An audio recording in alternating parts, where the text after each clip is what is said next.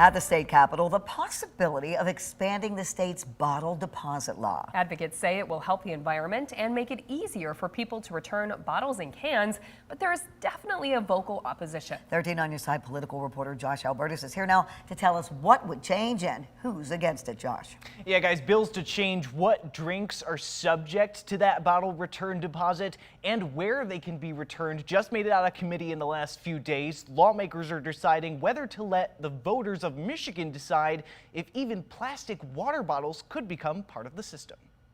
Bottle law. For almost half a century, those words have become a staple in Michiganders' everyday shopping, whether they've heard them or not. How the state's bottle law works is that many carbonated drinks and soft drinks sold in the state, as well as certain alcoholic drinks, come with a deposit charge of at least 10 cents, which is then refunded to the customer if they return the bottle. Now, one state senator is aiming to make some changes. At best, the citizens of Michigan agree that the advent of massive consumer use of bottled water wasn't something that was conceived of in 1976. Aside from shifting how money collected would be spent, the full proposal comes with two major changes. The first would be growing what kinds of drinks can have a deposit.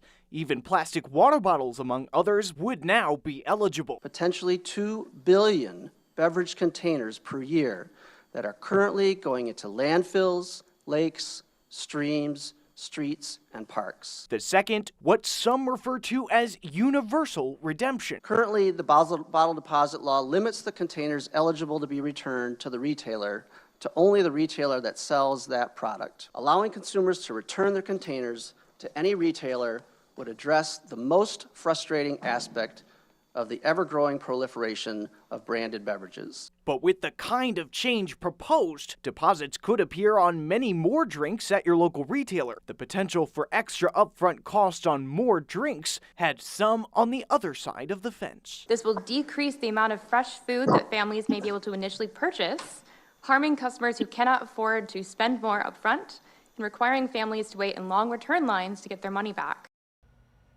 The bills are on their way to the full state Senate. It's important to note, as it was mentioned multiple times in that hearing, lawmakers wouldn't be voting necessarily to put these changes in place. To take effect, these changes would also have to be approved by the majority of Michigan voters during the 2026 midterms.